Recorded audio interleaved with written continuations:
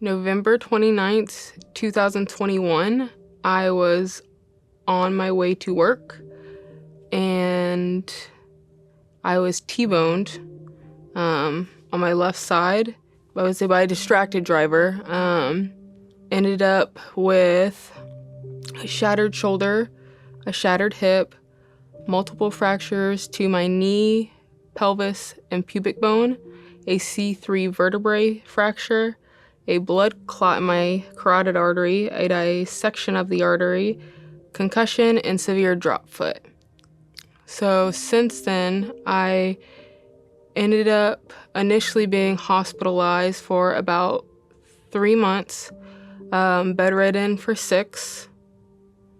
At 26 years old, I was discharged home, still on a bedpan, and having to be taken care of by my parents and little sister and my nieces. I have had now 2 shoulder replacements and 2 hip replacements before the age of 30. And I still attend physical therapy and aquatic therapy twice a week. My mom actually, one time, in I think a FaceTime, I caught her crying and she said, "It had to have been you." And I'm like, "What do you mean by that?" And she said, "Because you were equipped mentally to withstand and go through a process like that." She said, "There is no way I ever could." And that, it meant a lot because at the time, I definitely didn't think I could do it.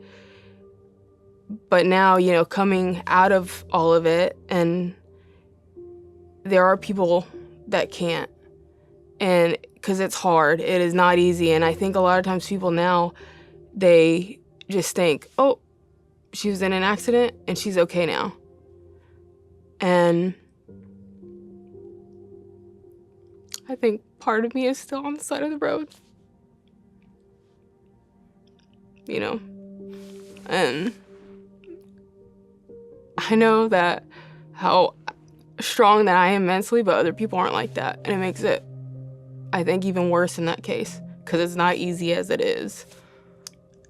If I could give any advice to drivers today, don't be in such a rush. I feel like society as a whole is just so fast-paced. Even now, I, maybe going somewhere and it's like, where do you have to go? Or that has you weaving in and out of traffic, or has you running stop signs or red lights or whatever it may be. Is it really worth it? And it's not.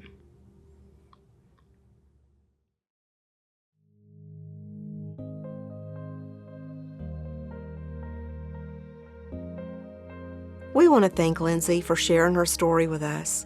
Although it's painful, her story is a powerful reminder of the devastating consequences of traffic-related crashes.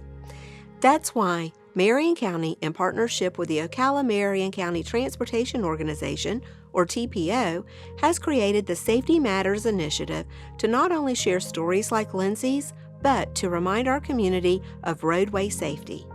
On average, 95 to 100 people die, and over 400 are seriously injured every year on the roadways of Marion County. The victims of these tragedies can be anyone. It can be our family members, friends, neighbors, or classmates. It can change our lives instantly. So please, be responsible. Buckle up, put away your phone, and follow the speed limit, because every decision we make while on the roadway matters. Our goal is to achieve 0 fatalities and serious injuries on the roadways of Marion County. But to reach this goal, we must all be committed to safe traveling every day, because everyone that we encounter has a loved one waiting for them at home. Together, in Ocala and Marion County, we can make roadway safety matter. So please, share this message with your friends and family and travel safely.